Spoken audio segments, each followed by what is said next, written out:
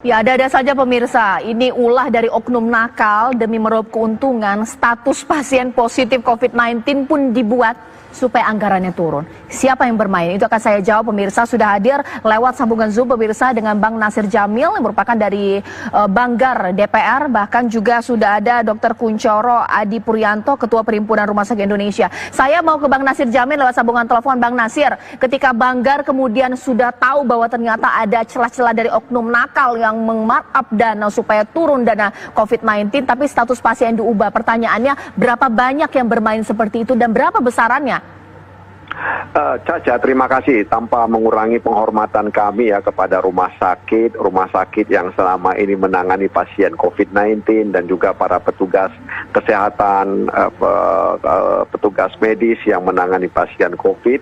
Sebenarnya rapat pada hari itu sengaja kami mengundang Menteri Kesehatan, Menteri Pendidikan, Menteri Sosial dan juga Ketua Gugus Percepatan Penanganan COVID-19 Doni Munardo dan juga Menteri Keuangan serta senior Deputi Gubernur BI. Jadi waktu itu memang sebenarnya kami rapat sebelumnya kita di Banggar sedikit kecewa karena anggaran kesehatan yang dianggarkan dalam penanganan COVID ini kan 87 sekian triliun. Sementara daya serapnya itu ya sekitar 4, sekian triliun. Artinya 5, sekian persen. Sehingga kita perlu tanya kenapa. Nah, kemudian dalam rapat itu Ketua Banggar Pak Said itu kemudian menyampaikan sejumlah informasi terkait dalam tanda kutip kenakalan ya oknum-oknum di rumah sakit dalam rangka untuk mendapatkan anggaran yang lebih besar terkait dengan pasien yang kena COVID ya, lalu dia sampaikan seperti itu. Ya, ini kan sebagai bentuk pengawasan daripada anggota DPR yang juga Ketua Banggar. Dan tentu itu disampaikan langsung di depan Menteri Keuangan kepada Menteri Kesehatan Pak Terawan. Artinya kami meminta kalau benar sinyalemen itu ya ada di Jambi, di Pasuruan, di Ciamis, dan juga beredar juga di Pira di mana ada masyarakat yang menolak ketika misalnya keluarganya dinyatakan COVID-19. Nah, karena ini kan perlu penanganan. Kenapa terjadi seperti ini begitu? Ya, pemerintah kan harus bisa mengawasi benar nggak? Siapa yang bisa kita percaya? Apakah keluarga atau pihak rumah sakit kan begitu? Baik, saya langsung tanya kepada Dr. Kunchoro. Dr. Kunchoro, ini sebenarnya benar tidak bahwa ada oknum rumah sakit yang bermain mata untuk status pasien COVID-19? Bagaimana Dr. Kunchoro?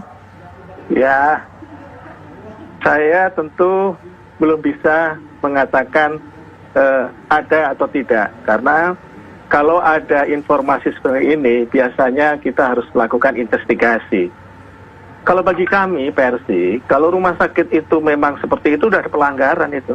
Fraud, kecurangan, tindak saja. Tetapi tentu melalui klarifikasi, investigasi yang benar gitu bersama-sama gitu. Ya. Agar supaya itu tidak terjadi lagi gitu. Itu Mbak Caca. Oke, sebenarnya Dok, bagaimana kemudian mengawal dari rumah sakit? Beberapa keluhan yang juga disampaikan bahwa sistem dari database dari rumah sakit ini juga menyulitkan sehingga kemudian ada selisih data. Apa jangan-jangan ternyata ini permasalahan data yang kemudian memang ternyata tidak sinkron sehingga kemudian arah kecurigaan ada markup dana COVID-19 atau memang benar ada yang bermain, Dok? Saya sih di era sekarang, di era saat ini itu sudah banyak perubahannya ya. Di awal-awal tuh kayak kaget semuanya. Jadi itu memang ketika awal COVID ini berpotensi ada selisih dan sebagainya, tapi semakin sedikit. Lebih-lebih sistem informasi ini sekarang udah jadi satu nih, ya. Satgas sudah jadi satu, semua jadi satu, lembaga jadi satu. Jadi informasi yang berjenjang tentu di daerah kabupaten kota itu kalau nggak ini kan dianukan oleh Dinas Kesehatan Kabupaten Kota terus berjenjang ke atas itu sudah mulai teratur. Saya menyadari nggak sempurna ya, ada nggak sempurna pasti ada selisih-selisih ketidaksempurnaan. Nah oleh karena itu kita mengajak semuanya, ini perang nih musuhnya nggak kelihatan ya, semua saja masyarakat itu kita keroyok bareng gitu Mbak. Baik, terakhir kemudian Bang Nasir Jamil singkat saja kemudian kalau kasus ini diungkap juga harus tahu apa jangan-jangan ternyata karena kurangnya anggaran dari rumah sakit sampai mereka harus berbisnis atau mungkin jadi ada pihak besar yang kemudian bermain dari memainkan data sehingga bisnis COVID ini terjadi, Bang Nasir Jamil. Bang Nasir Jamil? Iya, saya nggak begitu dengar. Iya, Bang Nasir Jamil, sebagaimana kemudian DPR dan Banggar juga bisa mengungkap ini sehingga kemudian jelas yang bermain siapa, rumah sakit mana, dan kemudian menindak secara hukum?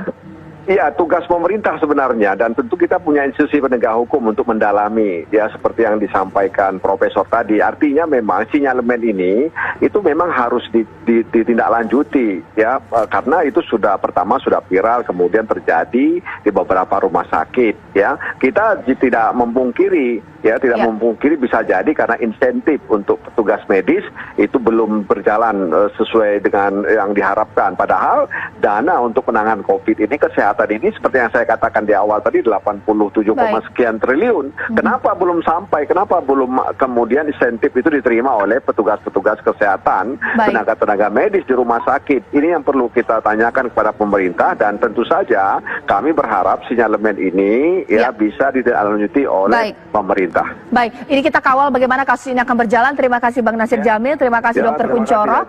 Ini menjadi akhir Apa Kabar Indonesia Malam. Saya Cica Anissa, terima kasih, selamat malam, sampai jumpa. Ya, ada saja pemirsa, ini ulah dari oknum nakal demi meraup keuntungan, status pasien positif COVID-19 pun dibuat supaya anggarannya turun. Siapa yang bermain? Itu akan saya jawab pemirsa. Sudah hadir lewat sambungan Zoom pemirsa dengan Bang Nasir Jamil yang merupakan dari Banggar DPR. Bahkan juga sudah ada Dr. Kunchoro Adi Puryanto, Ketua Perhimpunan Rumah Sakit Indonesia. Saya mau ke Bang Nasir Jamil lewat sambungan telepon. Bang Nasir, ketika Banggar kemudian sudah tahu bahwa ternyata ada celah-celah dari oknum nakal yang meng-markup dana supaya turun dana COVID-19, tapi status pasien diubah. Pertanyaannya, berapa banyak yang bermain seperti itu dan berapa besarannya? Caca, terima kasih. Tanpa mengurangi penghormatan kami ya kepada rumah sakit yang selama ini menangani pasien COVID-19 dan juga para petugas kesehatan, petugas medis yang menangani pasien COVID. Sebenarnya rapat pada hari itu sengaja kami mengundang Menteri Kesehatan, Menteri Pendidikan, Menteri Sosial, dan juga Ketua Gugus Percepatan Penanganan COVID-19, Doni Munardo, dan juga Menteri Keuangan serta senior Deputi Gubernur BI. Jadi waktu itu memang sebenarnya kami rapat sebelumnya kita di Banggar sedikit kecewa karena anggaran kesehatan yang dianggarkan dalam penanganan COVID ini kan 87 sekian triliun. Sementara daya serapnya itu ya sekitar 4, sekian triliun. Artinya 5, sekian persen. Sehingga kita perlu tanya kenapa. Nah, kemudian dalam rapat itu Ketua Banggar Pak Said itu kemudian menyampaikan sejumlah informasi terkait dalam tanda kutip kenakalan ya oknum-oknum di rumah sakit dalam rangka untuk mendapatkan anggaran yang lebih besar terkait dengan pasien yang kena COVID. Ya, lalu dia sampaikan seperti itu. Ya, ini kan sebagai bentuk pengawasan daripada anggota DPR yang juga Ketua Banggar. Dan tentu itu disampaikan langsung di depan Menteri Keuangan kepada Menteri Kesehatan Pak Terawan. Artinya kami meminta kalau benar sinyalemen itu ya ada di Jambi, di Pasuruan, di Ciamis, dan juga beredar juga di Piral di mana ada masyarakat yang menolak ketika misalnya keluarganya dinyatakan COVID-19. Nah, karena ini kan perlu penanganan. Kenapa terjadi seperti ini begitu? Ya, pemerintah kan harus bisa mengawasi benar nggak? Siapa yang bisa kita percaya? Apakah keluarga atau pihak rumah sakit kan begitu? Baik, saya langsung tanya kepada Dr. Kunchoro. Dr. Kunchoro, ini sebenarnya benar tidak bahwa ada oknum rumah sakit yang bermain mata untuk status pasien COVID-19? Bagaimana Dr. Kunchoro? Ya, saya tentu belum bisa mengatakan ada atau tidak, karena kalau ada informasi seperti ini, biasanya kita harus melakukan investigasi. Kalau bagi kami, Persi, kalau rumah sakit itu memang seperti itu, sudah ada pelanggaran itu. Fraud, kecurangan, tindak saja. Tetapi tentu melalui klarifikasi, investigasi yang benar gitu, bersama-sama gitu. agar supaya itu tidak terjadi lagi gitu.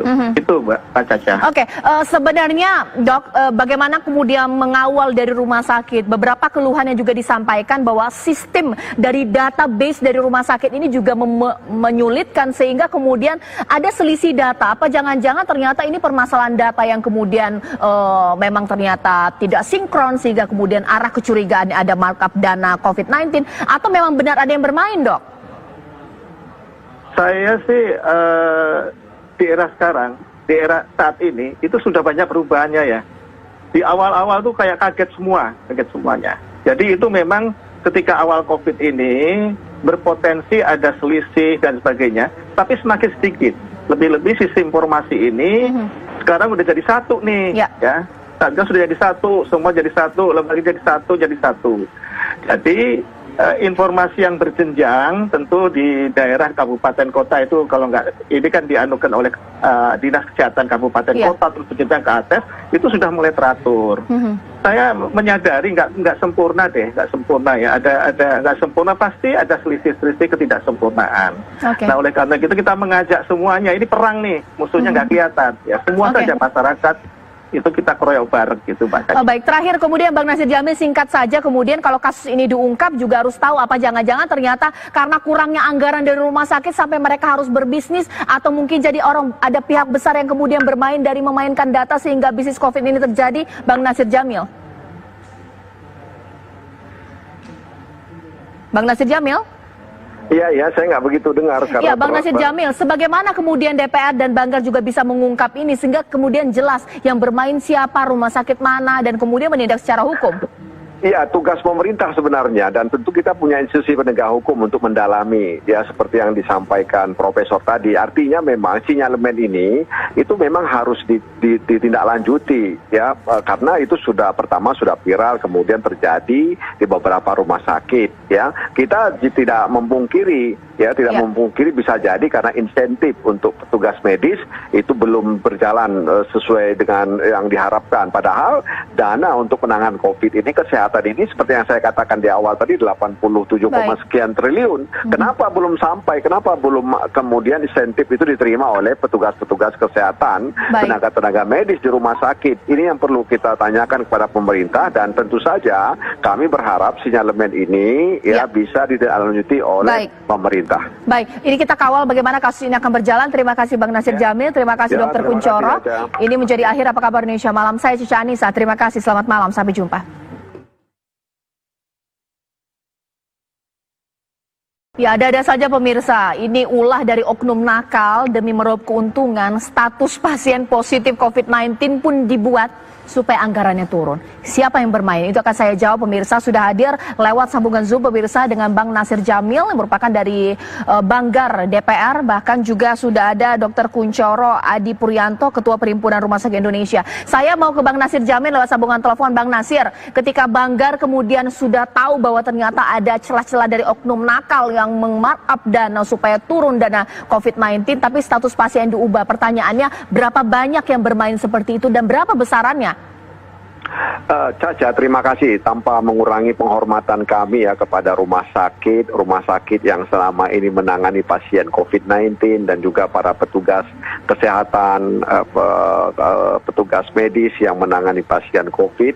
Sebenarnya rapat pada hari itu sengaja kami mengundang Menteri Kesehatan, Menteri Pendidikan, Menteri Sosial, dan juga Ketua Gugus Percepatan Penanganan COVID-19, Doni Munardo, dan juga Menteri Keuangan serta senior Deputi Gubernur BI. Jadi waktu itu memang sebenarnya kami rapat sebelumnya kita di Banggar sedikit kecewa karena anggaran kesehatan yang dianggarkan dalam penanganan COVID ini kan 87 sekian triliun. Sementara daya serapnya itu ya sekitar 4, sekian triliun. Artinya 5, sekian persen. Sehingga kita perlu tanya kenapa. Nah kemudian dalam rapat itu Ketua Banggar Pak Said itu kemudian menyampaikan sejumlah informasi terkait dalam tanda kutip kenakalan ya oknum-oknum di rumah sakit dalam rangka untuk mendapatkan anggaran yang lebih besar terkait dengan pasien yang kena COVID. ya, lalu dia sampaikan seperti itu. Ya, ini kan sebagai bentuk pengawasan daripada anggota DPR yang juga ketua Banggar. Dan tentu itu disampaikan langsung di depan Menteri Keuangan kepada Menteri Kesehatan Pak Terawan. Artinya kami meminta kalau benar sinyalemen itu ya ada di Jambi, di Pasuruan, di Ciamis, dan juga beredar juga di Pira, di mana ada masyarakat yang menolak ketika misalnya keluarganya dinyatakan COVID-19. Nah, karena ini kan perlu penanganan. Kenapa terjadi seperti ini begitu? Ya, pemerintah kan harus bisa mengawasi benar nggak? Siapa yang bisa kita percaya? Apakah keluarga atau pihak rumah sakit kan begitu? Baik, saya langsung tanya kepada Dr. Kunchoro. Dr. Kunchoro, ini sebenarnya benar tidak bahwa ada oknum rumah sakit yang bermain mata untuk status pasien COVID-19? Bagaimana Dr. Kunchoro? Ya, saya tentu belum bisa mengatakan ada atau tidak, karena kalau ada informasi seperti ini, biasanya kita harus melakukan investigasi. Kalau bagi kami, Persi, kalau rumah sakit itu memang seperti itu, sudah ada pelanggaran itu. Fraud, kecurangan, tindak saja. Tetapi tentu melalui klarifikasi, investigasi yang benar gitu bersama-sama gitu. Ya. Agar supaya itu tidak terjadi lagi gitu. Itu Mbak Caca. Oke, sebenarnya Dok, bagaimana kemudian mengawal dari rumah sakit? Beberapa keluhan yang juga disampaikan bahwa sistem dari database dari rumah sakit ini juga menyulitkan sehingga kemudian ada selisih data. Apa jangan-jangan ternyata ini permasalahan data yang kemudian memang ternyata tidak sinkron sehingga kemudian arah kecurigaan ada markup dana COVID-19 atau memang benar ada yang bermain, Dok? Saya sih di era sekarang, di era saat ini itu sudah banyak perubahannya ya. Di awal-awal tuh kayak kaget semuanya. Jadi itu memang ketika awal COVID ini berpotensi ada selisih dan sebagainya, tapi semakin sedikit. Lebih-lebih sistem informasi ini sekarang udah jadi satu nih, ya. Satgas sudah jadi satu, semua jadi satu, lembaga jadi satu. Jadi informasi yang berjenjang tentu di daerah kabupaten kota itu kalau nggak, ini kan dianukan oleh Dinas Kesehatan Kabupaten Kota terus berjenjang ke atas, itu sudah mulai teratur. Saya menyadari nggak sempurna ya, ada nggak sempurna, pasti ada selisih-selisih ketidaksempurnaan. Nah oleh karena itu kita mengajak semuanya, ini perang nih, musuhnya nggak kelihatan ya, semua saja masyarakat itu kita keroyok bareng gitu Mbak Caca. Baik, terakhir kemudian Bang Nasir Jamil singkat saja, kemudian kalau kasus ini diungkap juga harus tahu apa jangan-jangan ternyata karena kurangnya anggaran dari rumah sakit sampai mereka harus berbisnis atau mungkin jadi ada pihak besar yang kemudian bermain dari memainkan data sehingga bisnis COVID ini terjadi, Bang Nasir Jamil. Bang Nasir Jamil? Iya, saya nggak begitu dengar. Iya, Bang Nasir Jamil, sebagaimana kemudian DPR dan Banggar juga bisa mengungkap ini sehingga kemudian jelas yang bermain siapa, rumah sakit mana, dan kemudian menindak secara hukum? Iya, tugas pemerintah sebenarnya, dan tentu kita punya institusi penegak hukum untuk mendalami, ya seperti yang disampaikan Profesor tadi. Artinya memang sinyalemen ini itu memang harus ditindaklanjuti, ya karena itu pertama sudah viral, kemudian terjadi di beberapa rumah sakit, ya kita tidak memungkiri. Memungkiri bisa jadi karena insentif untuk petugas medis itu belum berjalan sesuai dengan yang diharapkan. Padahal dana untuk penanganan COVID ini, kesehatan ini seperti yang saya katakan di awal tadi 87, sekian triliun. Kenapa belum sampai? Kenapa belum kemudian insentif itu diterima oleh petugas-petugas kesehatan, tenaga-tenaga medis di rumah sakit? Ini yang perlu kita tanyakan kepada pemerintah, dan tentu saja kami berharap sinyalemen ini bisa ditindaklanjuti oleh pemerintah. Baik, ini kita kawal bagaimana kasus ini akan berjalan. Terima kasih Bang Nasir Jamil, terima kasih Dr. Kunchoro. Ini menjadi akhir Apa Kabar Indonesia Malam. Saya Cica Anissa, terima kasih, selamat malam, sampai jumpa. Ya, ada saja pemirsa, ini ulah dari oknum nakal demi meraup keuntungan, status pasien positif COVID-19 pun dibuat supaya anggarannya turun. Siapa yang bermain? Itu akan saya jawab pemirsa. Sudah hadir lewat sambungan Zoom pemirsa dengan Bang Nasir Jamil yang merupakan dari Banggar DPR. Bahkan juga sudah ada Dr. Kunchoro Adi Puryanto, Ketua Perhimpunan Rumah Sakit Indonesia. Saya mau ke Bang Nasir Jamil lewat sambungan telepon. Bang Nasir, ketika Banggar kemudian sudah tahu bahwa ternyata ada celah-celah dari oknum nakal yang meng-markup dana supaya turun dana COVID-19, tapi status pasien diubah. Pertanyaannya, berapa banyak yang bermain seperti itu dan berapa besarannya? Caca, terima kasih. Tanpa mengurangi penghormatan kami ya kepada rumah sakit yang selama ini menangani pasien COVID-19 dan juga para petugas kesehatan, petugas medis yang menangani pasien COVID. Sebenarnya rapat pada hari itu sengaja kami mengundang Menteri Kesehatan, Menteri Pendidikan, Menteri Sosial dan juga Ketua Gugus Percepatan Penanganan COVID-19 Doni Munardo dan juga Menteri Keuangan serta senior Deputi Gubernur BI. Jadi waktu itu memang sebenarnya kami rapat sebelumnya kita di Banggar sedikit kecewa karena anggaran kesehatan yang dianggarkan dalam penanganan COVID ini kan 87 sekian triliun. Sementara daya serapnya itu ya sekitar 4, sekian triliun. Artinya 5, sekian persen. Sehingga kita perlu tanya kenapa. Nah kemudian dalam rapat itu Ketua Banggar Pak Said itu kemudian menyampaikan sejumlah informasi terkait dalam tanda kutip kenakalan ya oknum di rumah sakit dalam rangka untuk mendapatkan anggaran yang lebih besar terkait dengan pasien yang kena COVID ya, lalu dia sampaikan seperti itu. Ya ini kan sebagai bentuk pengawasan daripada anggota DPR yang juga Ketua Banggar. Dan tentu itu disampaikan langsung di depan Menteri Keuangan kepada Menteri Kesehatan Pak Terawan.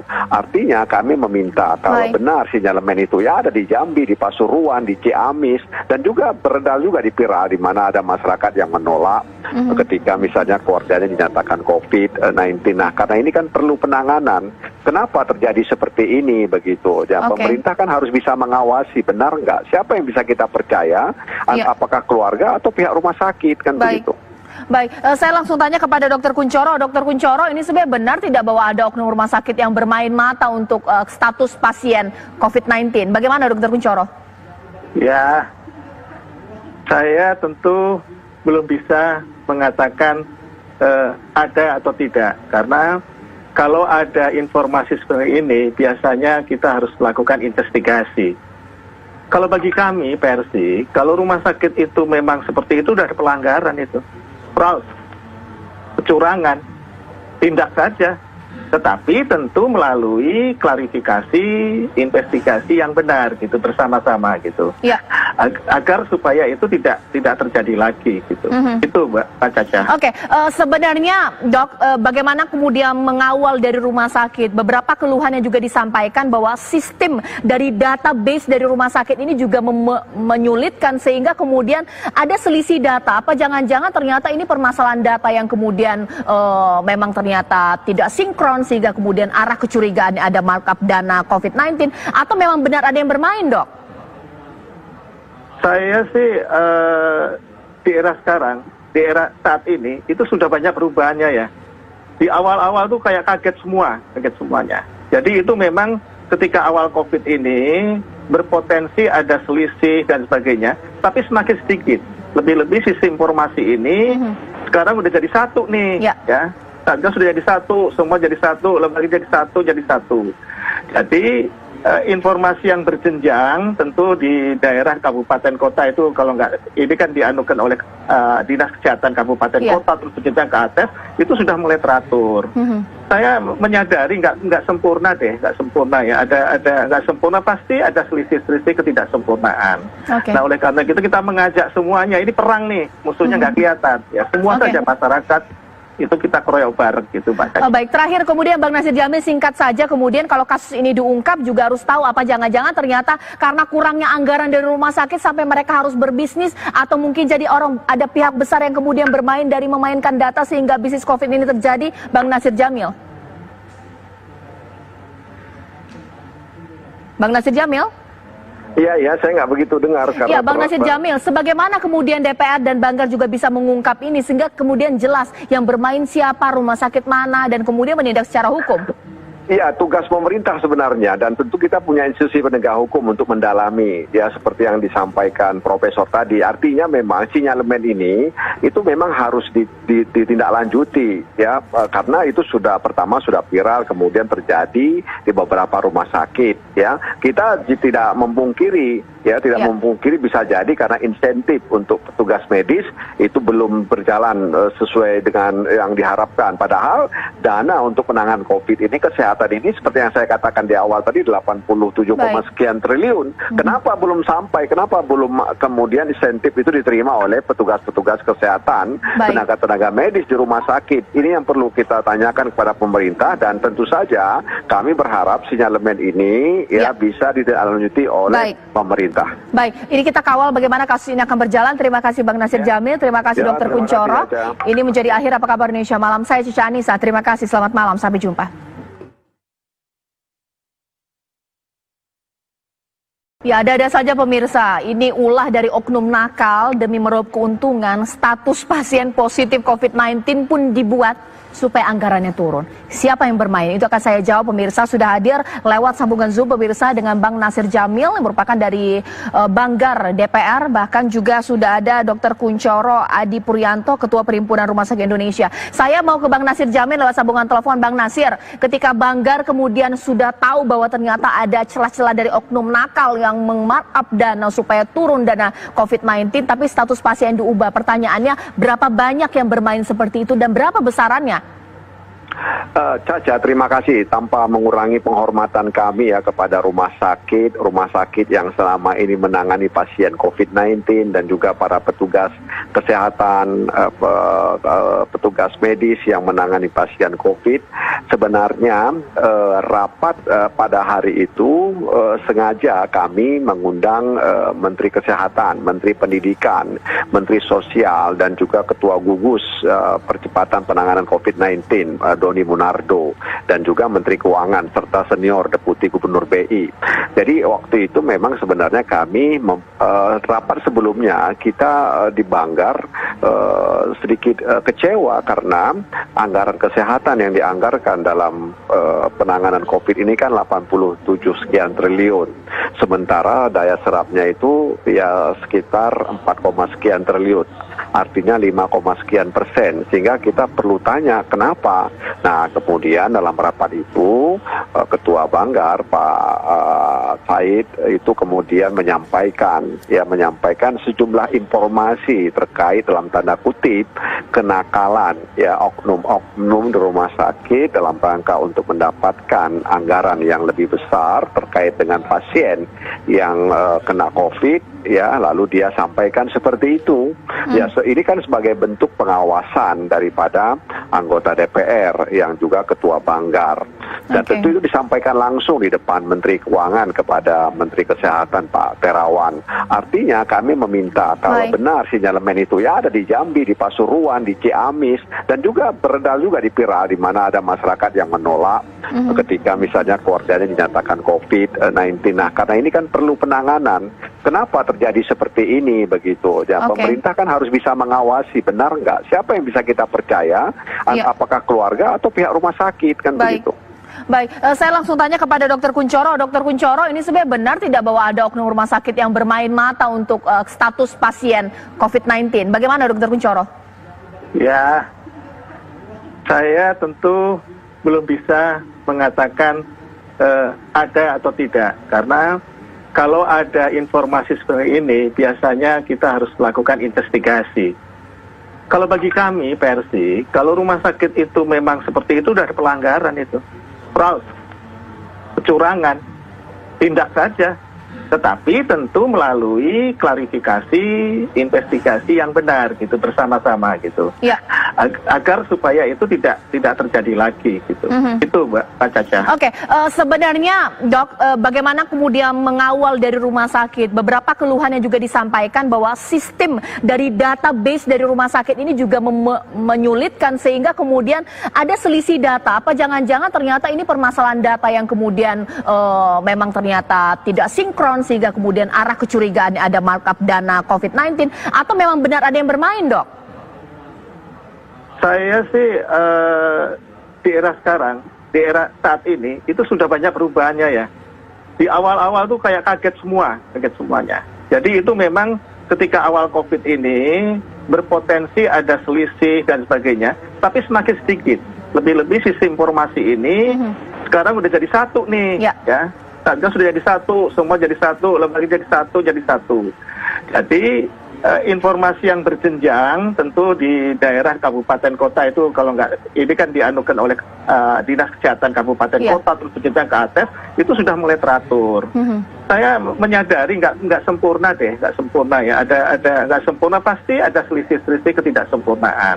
Nah oleh karena itu kita mengajak semuanya, ini perang nih, musuhnya nggak kelihatan ya, semua saja masyarakat itu kita keroyok bareng gitu, Mbak. Baik, terakhir kemudian Bang Nasir Jamil, singkat saja, kemudian kalau kasus ini diungkap juga harus tahu apa jangan-jangan ternyata karena kurangnya anggaran dari rumah sakit sampai mereka harus berbisnis, atau mungkin jadi ada pihak besar yang kemudian bermain dari memainkan data sehingga bisnis COVID ini terjadi, Bang Nasir Jamil. Bang Nasir Jamil? Iya, saya nggak begitu dengar. Ya, Bang Nasir Jamil, sebagaimana kemudian DPR dan Banggar juga bisa mengungkap ini sehingga kemudian jelas yang bermain siapa, rumah sakit mana, dan kemudian menindak secara hukum? Iya, tugas pemerintah sebenarnya, dan tentu kita punya institusi penegak hukum untuk mendalami, ya seperti yang disampaikan Profesor tadi. Artinya memang sinyalemen ini itu memang harus ditindaklanjuti, ya, karena itu sudah viral, kemudian terjadi di beberapa rumah sakit, ya. Kita tidak memungkiri, memungkiri bisa jadi karena insentif untuk petugas medis itu belum berjalan sesuai dengan yang diharapkan. Padahal dana untuk penanganan COVID ini, kesehatan ini seperti yang saya katakan di awal tadi 87, sekian triliun. Kenapa belum sampai? Kenapa belum kemudian insentif itu diterima oleh petugas-petugas kesehatan, tenaga-tenaga medis di rumah sakit? Ini yang perlu kita tanyakan kepada pemerintah, dan tentu saja kami berharap sinyalemen ini bisa ditindaklanjuti oleh pemerintah. Baik, ini kita kawal bagaimana kasus ini akan berjalan. Terima kasih Bang Nasir Jamil, terima kasih Dr. Kunchoro. Ini menjadi akhir Apa Kabar Indonesia Malam. Saya Cica Anissa, terima kasih, selamat malam, sampai jumpa. Ya, ada saja pemirsa, ini ulah dari oknum nakal demi meraup keuntungan, status pasien positif COVID-19 pun dibuat supaya anggarannya turun. Siapa yang bermain? Itu akan saya jawab pemirsa. Sudah hadir lewat sambungan Zoom pemirsa dengan Bang Nasir Jamil yang merupakan dari Banggar DPR. Bahkan juga sudah ada Dr. Kunchoro Adi Puryanto, Ketua Perhimpunan Rumah Sakit Indonesia. Saya mau ke Bang Nasir Jamil lewat sambungan telepon. Bang Nasir, ketika Banggar kemudian sudah tahu bahwa ternyata ada celah-celah dari oknum nakal yang meng-markup dana supaya turun dana COVID-19, tapi status pasien diubah. Pertanyaannya, berapa banyak yang bermain seperti itu dan berapa besarannya? Caca, terima kasih. Tanpa mengurangi penghormatan kami ya kepada rumah sakit yang selama ini menangani pasien COVID-19 dan juga para petugas kesehatan, petugas medis yang menangani pasien COVID. Sebenarnya rapat pada hari itu sengaja kami mengundang Menteri Kesehatan, Menteri Pendidikan, Menteri Sosial, dan juga Ketua Gugus Percepatan Penanganan COVID-19, Doni Munardo, dan juga Menteri Keuangan serta senior Deputi Gubernur BI. Jadi waktu itu memang sebenarnya kami rapat sebelumnya kita di Banggar sedikit kecewa karena anggaran kesehatan yang dianggarkan dalam penanganan COVID ini kan 87 sekian triliun. Sementara daya serapnya itu ya sekitar 4, sekian triliun. Artinya 5, sekian persen. Sehingga kita perlu tanya kenapa. Nah kemudian